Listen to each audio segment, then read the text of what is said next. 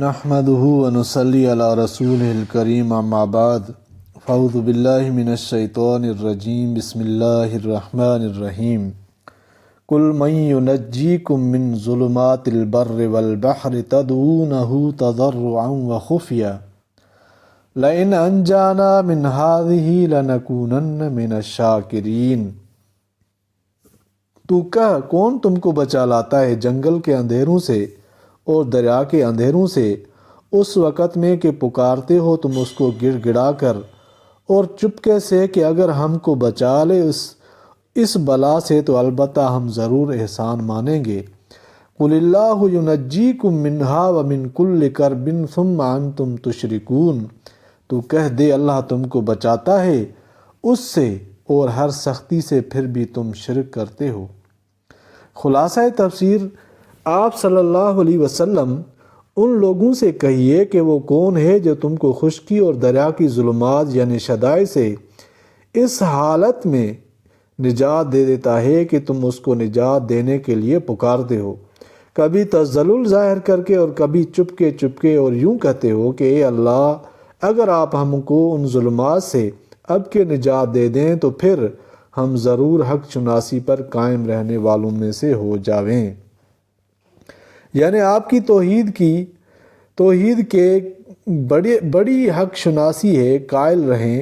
اور اس سوال کا جواب چونکہ متعین ہے اور لوگ بھی کوئی دوسرا جواب نہ دیں گے، اس لیے آپ ہی کہہ دیجئے کہ اللہ ہی تم کو ان سے نجات دیتا ہے جب کبھی نجات ملتی ہے، اور ان ظلمات مذکورہ کی کیا تخصیص ہے، بلکہ ہر غم سے وہی نجات دیتا ہے، مگر تم ایسے ہو کہ پھر بھی بعد نجات پانے کے بدستور شرک کرنے لگتے ہو،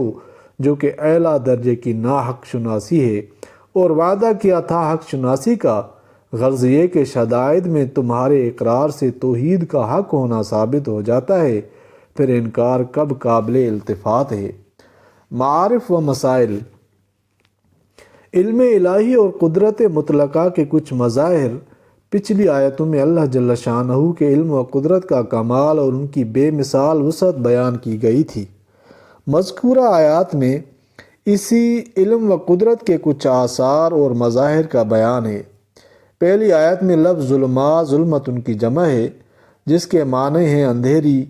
ظلمات البر والبحر کے معنی خشکی اور دریا کی اندھیریاں ہیں۔ چونکہ اندھیری کی مختلف قسمیں ہیں، رات کی اندھیری، گھٹا بادل کی اندھیری، گرد و غبار کی اندھیری، ان تمام قسموں کو شامل کرنے کے لفظ ظلمات جمع استعمال فرمایا گیا ہے۔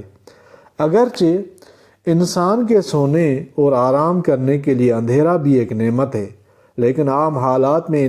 انسان کا کام روشنی ہی سے چلتا ہے، اور اندھیری سب کاموں سے معطل کرنے کے علاوہ بہت سے مصائب اور آفات کا سبب بن جاتی ہے۔ اس لیے عرب کے محاورے مفسرین کی یہی معنی بیان فرمائے ہیں۔ مطلب آیت کا یہ ہوا کہ اللہ جل شانہ نے مشرکین مکہ کو تنبیہ اور ان کی غلط کاری پر آگاہ کرنے کے لیے رسول کریم صلی اللہ علیہ وسلم کو حکم دیا کہ وہ ان لوگوں سے یہ سوال کریں کہ بری اور بحری سفروں میں جب بھی وہ کسی مصیبت میں گھر جاتے ہیں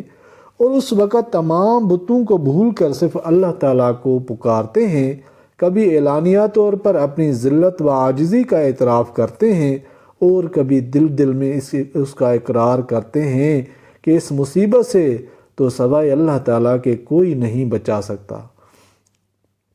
اور اس خیال کے ساتھ یہ بھی وعدہ کرتے ہیں کہ اگر اللہ تعالیٰ نے ہمیں اس مصیبت سے نجات دے تو ہم شکر و حق شناسی کو اپنا شیوا بنا لیں گے، یعنی اللہ تعالیٰ کے شکر گزار ہوں گے، اسی کو اپنا کارساز سمجھیں گے، اس کے سوا کسی کو اس کا شریک نہ سمجھیں گے، کیونکہ جب ہماری مصیبت میں کوئی کام نہ آیا تو ہم ان کی پوجا پاٹ کیوں کریں؟ تو اب آپ ان سے پوچھئے کہ ان حالات میں کون ان کو مصائب اور ہلاکت سے نجات دیتا ہے؟ چونکہ ان کا جواب متعین اور معلوم تھا کہ وہ اس ہدایت کا انکار نہیں کر سکتے کہ خدا تعالیٰ کے سوا کوئی بت یا دیوتا اس حالت میں ان کے کام نہیں آیا۔ اس لیے دوسری آیت میں حق تعالیٰ نے خود ہی رسول کریم صلی اللہ علیہ وآلہ وسلم کو ارشاد فرمایا کہ آپ صلی اللہ علیہ وسلم ہی کہہ دیجئے کہ صرف اللہ تعالیٰ ہی تمہیں اس مصیبت سے نجات دیں گے، بلکہ تمہاری ہر تکلیف و پریشانی اور بے چینی کو وہی دور فرمائیں گے۔ پھر مگر ان سب کھلی ہوئی نشانیوں کے باوجود پھر جب تم کو نجات اور آرام مل جاتا ہے تو تم پھر شرک میں مبتلا ہو جاتے ہو اور بتوں کی پوجا پاٹ میں لگ جاتے ہو۔ یہ کیسی غداری اور مہلک قسم کی جہالت ہے۔ ان دونوں آیتوں میں اللہ تعالیٰ کی قدرت کاملہ کا بیان بھی ہے کہ ہر انسان کو ہر مصیبت اور تکلیف سے نجات دینے پر اس کو پوری قدرت ہے، اور یہ بھی کہ ہر قسم کی مصیبتوں اور تکلیفوں اور پریشانیوں کو دور کرنا صرف اللہ تعالیٰ ہی کے ہاتھ میں ہے، اور یہ بھی کہ یہ ایک ایسی کھلی ہوئی حقیقت اور ہدایت ہے کہ ساری عمر بتوں اور دیوتاؤں کو پوجنے اور پکارنے والے بھی جب کسی مصیبت میں گرفتار ہو جاتے ہیں اس وقت وہ بھی صرف خدا تعالیٰ ہی کو پکارتے ہیں اور اسی کی طرف متوجہ ہو جاتے ہیں۔ عبرت: مشرکین کا یہ طرز عمل ان کی غداری کے اعتبار سے کتنا ہی بڑا جرم ہو، مگر مصیبت پڑنے کے وقت صرف اللہ تعالیٰ کی طرف توجہ اور حقیقت کا اعتراف ہم مسلمانوں کے لیے ایک تازیانہ عبرت ہے کہ ہم اللہ تعالیٰ پر ایمان رکھنے کے باوجود مصیبتوں کے وقت بھی خدا تعالیٰ کو یاد نہیں کرتے، بلکہ ہمارا سارا دھیان مادی سامانوں میں گم ہو کر رہ جاتا ہے۔ ہم اگرچہ مورتوں اور تصویری بتوں کو اپنا کارساز نہیں سمجھتے، مگر یہ مادی سامان اور اسباب و آلات بھی ہمارے لیے بتوں سے کم نہیں، جن کی فکروں میں ہم ایسے گم ہیں کہ خدا تعالیٰ اور اس کی قدرت کاملہ کی طرف کبھی دھیان نہیں ہوتا۔ حوادث و مصائب کا اصلی علاج: ہم ہر بیماری میں صرف ڈاکٹروں اور دواؤں کو اور ہر طوفان اور سیلاب کے وقت صرف مادی سامانوں کو اپنا کارساز سمجھ کر اسی کی فکر میں ایسے گم ہو جاتے ہیں کہ مالک کائنات کی طرف دھیان تک نہیں جاتا۔ حالانکہ قرآن کریم نے بار بار واضح الفاظ میں یہ بیان فرمایا ہے کہ دنیا کے مصائب اور حوادث عموماً انسانوں کے اعمال بد کے نتائج اور آخرت کی سزا کا ہلکا سا نمونہ ہوتے ہیں،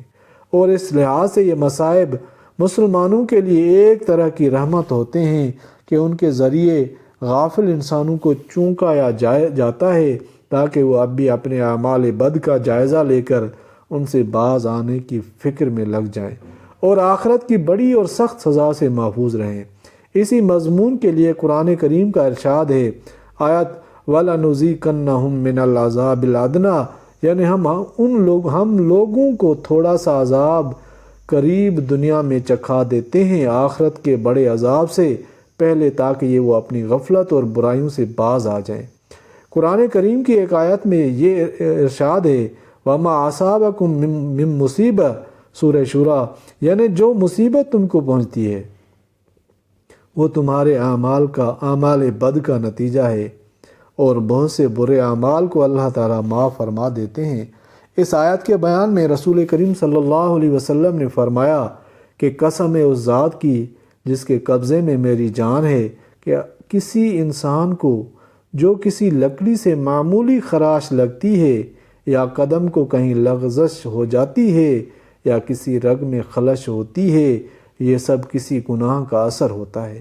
اور جو گناہ اللہ تعالیٰ معاف فرما دیتے ہیں وہ بہت ہیں۔ بیضاوی رحمۃ اللہ علیہ نے فرمایا کہ مراد اس سے یہ ہے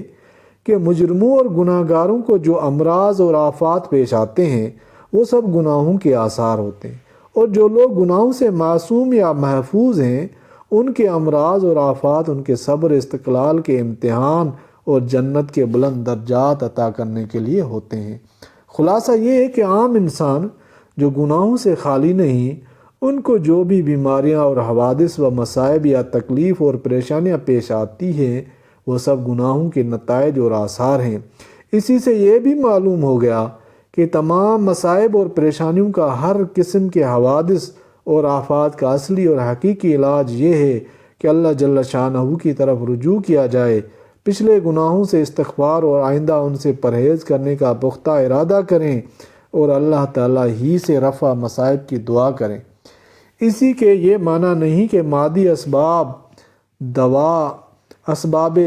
علاج اور مصائب سے بچنے کی مادی تدبیریں بیکار ہیں، بلکہ مطلب یہ ہے کہ اصل کارساز حق تعالیٰ کو سمجھیں اور مادی اسباب کو بھی اسی کا انعام سمجھ کر استعمال کریں کہ سب اسباب اور آلات اسی کے پیدا کیے ہوئے ہیں اور اسی کی عطا کردہ نعمتیں ہیں اور اسی کے حکم اور مشیت کے تابع انسان کی خدمت کرتے ہیں۔ آگ، ہوا، پانی، مٹی اور دنیا کی تمام طاقتیں سب اللہ تعالیٰ کے تابع فرمان ہیں۔ بغیر اس کے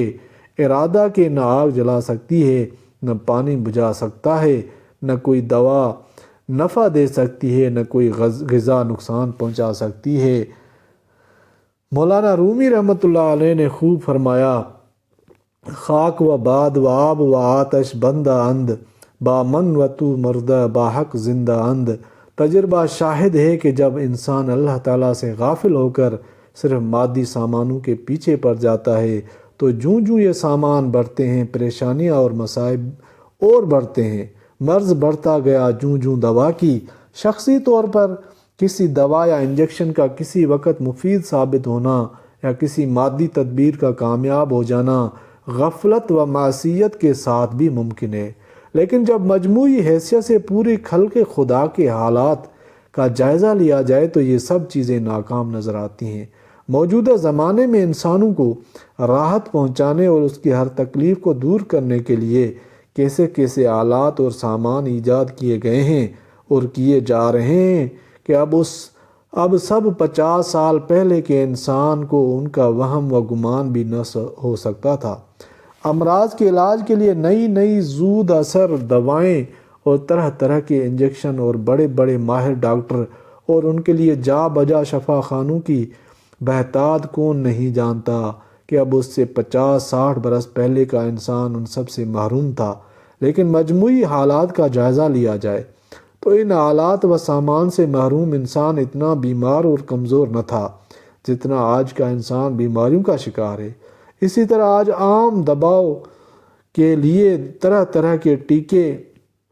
موجود ہیں۔ حوادث سے انسان کو بچانے کے لیے آگ بجھانے والے انجن اور مصیبت کے وقت فوری اطلاع اور فوری امداد کے ذرائع اور سامان کی فراوانی ہے، لیکن جتنا جتنا یہ مادی سامان بڑھتا جاتا ہے انسان حوادث اور آفات کا شکار پہلے سے زائد ہوتا جاتا ہے۔ وجہ اس کے سوا نہیں کہ پچھلے دور میں خالق کائنات سے غفلت اور کھلی نافرمانی اتنی نہ تھی جتنی اب ہے۔ وہ سامان راحت کو خدا تعالیٰ کا عطیہ سمجھ کر شکر گزاری کے ساتھ استعمال کرتے تھے، اور آج کا انسان بغاوت کے ساتھ استعمال کرنا چاہتا ہے، اس لیے آلات اور سامان کی بہتات اس کو مصیبت سے نہیں بچاتی۔ خلاصہ یہ ہے کہ مسلمانوں کو مشرکین کے اس واقعے سے عبرت حاصل کرنا چاہیے۔ کوئی مصیبت کے وقت وہ بھی خدا ہی کو یاد کرتے تھے۔ مومن کا کام یہ ہے کہ اپنے تمام مصائب اور تکلیفوں کو دور کرنے کے لیے مادی سامان اور تدبیروں سے زیادہ اللہ تعالیٰ کی طرف رجوع کرے، ورنہ انجام وہی ہوگا جو روز مشاہدہ میں آ رہا ہے کہ ہر تدبیر مجموعی حیثیت سے الٹی پڑتی ہے۔ سیلابوں کو روکنے اور ان کے نقصانات سے بچنے کی 1000 تدبیریں کی جاتی ہیں، مگر وہ آتے ہیں اور بار بار آتے ہیں۔ امراض کے علاج کی نئی نئی تدبیریں کی جاتی ہیں، مگر امراض روز بروز بڑھتے جاتے ہیں۔ اشیاء کی گرانی رفع کرنے کے لیے ہزاروں تدبیریں کی جاتی ہیں اور وہ سطحی طور پر مؤثر بھی ہوتی ہیں، معلوم ہوتی ہیں، لیکن مجموعی حیثیت سے نتیجہ یہ ہے کہ گرانی روز بروز بڑھتی جاتی ہے۔ چوری، ڈکیتی، اغوا، رشوت ستانی، چور بازاری کو روکنے کے لیے کتنی مادی تدبیریں آج ہر حکومت استعمال کر رہی ہے، مگر حساب لگائے تو ہر روز ان جرائم میں اضافہ ہوتا نظر آتا ہے۔ کاش آج کا انسان صرف شخصی اور سطحی اور سرسری نفع نقصان کی سطح سے ذرا بلند ہو کر حالات کا جائزہ لے تو اس کو ثابت ہوگا کہ مجموعی حیثیت سے ہماری مادی تدبیریں سب ناکام ہیں، بلکہ ہمارے مصائب میں اضافہ کر رہی ہیں۔ پھر اس قرآنی علاج پر نظر کرے کہ مصائب سے بچنے کی صرف ایک ہی راہ ہے کہ خالق کائنات کی طرف رجوع کیا جائے، مادی تدبیروں کو بھی اسی کی عطا کی ہوئی نعمت کے طور پر استعمال کیا جائے، اس کے سوا سلامتی کی کوئی صورت نہیں۔ اللہ تعالیٰ قرآن پاک کو سمجھنے اور عمل کرنے کی توفیق عطا فرمائے، آمین یا رب العالمین۔